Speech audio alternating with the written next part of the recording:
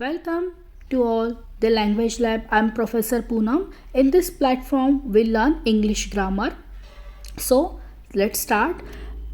This video we learn sentence structure. आपण मागच्या व्हिडिओमध्येही टाइप्स ऑफ सेंटेन्स स्ट्रक्चर सेंटेन्सचे स्ट्रक्चर कसं बनवायचं बेसिक त्याची इन्फॉर्मेशन घेतलेली आहे. त्यासोबतच how to improve our writing skill त्याच्याही काही टिप्स आहेत. आता ह्या व्हिडिओमध्ये आपण आणखी काही टाइप्स ऑफ सेंटेन्स आहे ते पाहूया. So let start. Simple sentence. A simple sentence consist of one independent clause with a subject and predicate. So here we have three examples. The cat sleeps, birds fly in the sky. Then third is she reads book every evening.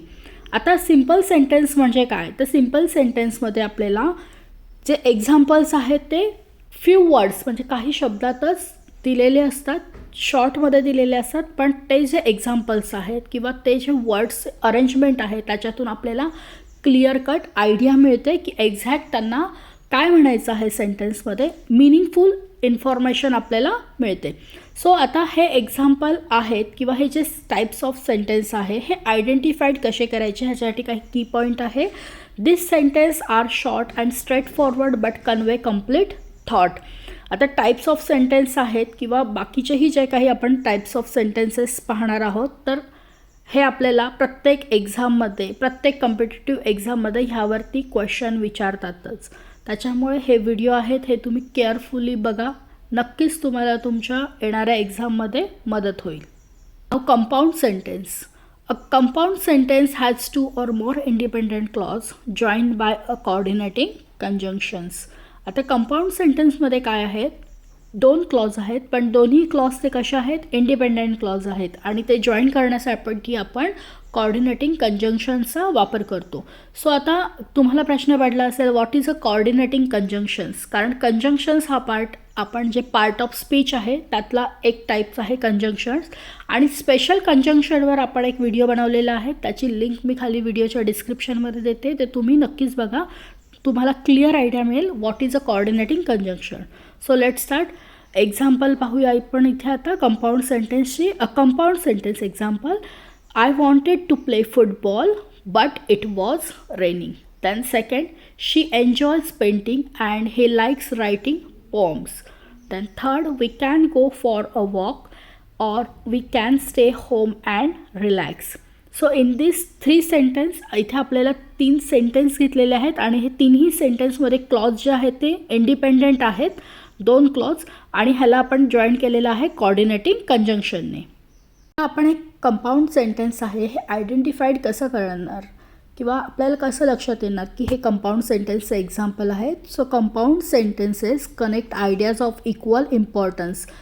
ज्या दोन महत्त्वाच्या गोष्टी असतात त्या इथे connect केलेल्या असतात पण त्या कनेक्ट करण्यासाठी आपण काय दाखवतो इथे कोऑर्डिनेटिंग कंजंक्शनचा यूज करतो.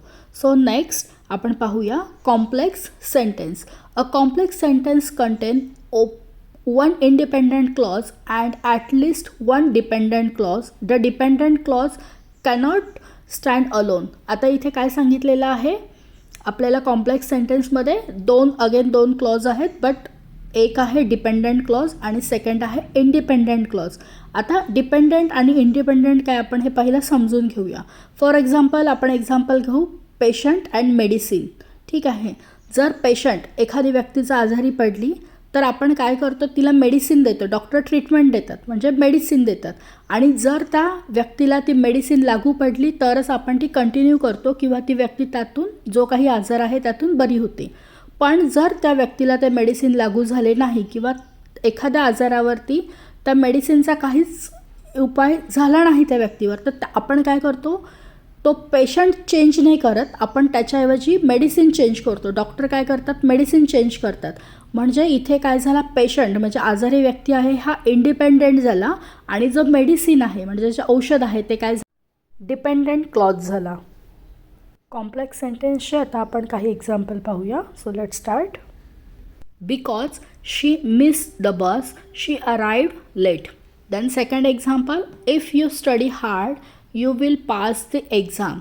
Then third example. Although it was cold we went hiking. आता इथे आपण की पॉईंट पाहूया की आपण हे लक्षात कसे ठेवणार किंवा आयडेंटिफाईड कसं करणार की कॉम्प्लेक्स सेंटेन्सचं एक्झाम्पल आहे ते. डिपेंडंट क्लॉज ऑफन बिंग with subordinating conjunctions like because, if, although or what. आता कॉम्प्लेक्स सेंटेन्स आहे हे आपण कशाने डिनोट करतो, सबऑर्डिनेटिंग कंजंक्शनने डिनोट करतो. Now let's start compound complex sentence. A compound complex sentence includes at least two independent and one or more dependent clauses. Here again आपण इथे काय करतोय, इथे आता आपण दोन इंडिपेंडंट क्लॉज आहेत आणि एक काय आहे डिपेंडंट क्लॉज आहे. आपण एक्झाम्पल थ्रू पाहूया. While the teacher explain the lesson the student listened attentively and some took notes. Then second example आहे I stayed up late because I had homework but I still woke up early for school. Then third आहे since it has a sunny day we went to the park and we played volleyball. So आता हे जे compound complex sentence आहे ह्याचे काही key point पाहूया. जर ह्या टाईपचे सेंटेन्स जर आपल्याला एक्झाममध्ये आले तर ते लक्षात कसे ठेवायचे. So this sentence at depth and detail by combining multiple ideas. म्हणजे ह्या सेंटेन्स ज्यावेळेस दिलेले असतात त्यावेळेस इथे काय असतात, वेगवेगळ्या आयडिया कंबाईन करतात, एका सेंटेन्समध्ये स्ट्रक्चर करतात आणि ते आपल्याला आपल्यासमोर रिप्रेझेंट करतात. इथे आता इथे तुम्ही तिन्ही एक्झाम्पल पाहिले तर फर्स्ट सेंटेन्समध्ये त्यांनी दिलेलं आहे टीचर एक्सप्लेन करत आहेत अँड स्टुडंट अटेंटिव्हली, म्हणजे स्टुडंट लक्षही देत आहे आणि ॲट द टाईम नोट्सही राईट डाऊन करत आहेत. म्हणजे आपण इथे पाहतोय की काय करताय, वेगवेगळ्या आयडिया ज्या आहेत त्या आपल्याला कंबाईन करून, मल्टिपल वेच्या आयडिया आहेत कंबाईन करून आपल्याला दिल्या आहेत. So let's start, move on next. आपण इथे एक्झाम्पल घेतलेलं आहे. 2 मिनटं व्हिडिओ पॉज करा, एक्झाम्पल रीड करा आणि बघा हे आयडेंटिफाईड करता येतं आहे का. एक्झाम्पलमध्ये काय सांगितलेलं आहे information. Even though it was late she continued working and she finished her project. So pause your video. Here answer is this sentence is which type of compound complex sentence type. Okay, so प्रॅक्टिसने तुम्हाला हे perfect जमेल. So जास्तीत जास्त practice करण्याचा प्रयत्न करा. Okay, now let's quick recap. आपण इथे आज 4 टाईप सेंटेन्स पाहिलेले आहे. Simple sentence, compound sentence, complex sentence and compound complex sentence. So simple sentence means one idea. Compound sentence means 2 or more ideas of equal importance, and third is complex sentence means main idea with the supporting information. Next, fourth, compound complex sentence means a mix of both. So हा video समजला नसेल तर पुन्हा एकदा पहा जेणेकरून तुम्हाला clear idea येईल what is the this 4 types of sentence and what was the difference between. So now जर तुम्हाला हा व्हिडिओ आवडला असेल तर चॅनलला सबस्क्राईब करा, व्हिडिओला लाईक करा आणि तुमच्या फ्रेंड्ससोबत शेअर करा जेणेकरून त्यांनाही ग्रामर शिकण्यासाठी हेल्प होईल. Thank you for watching.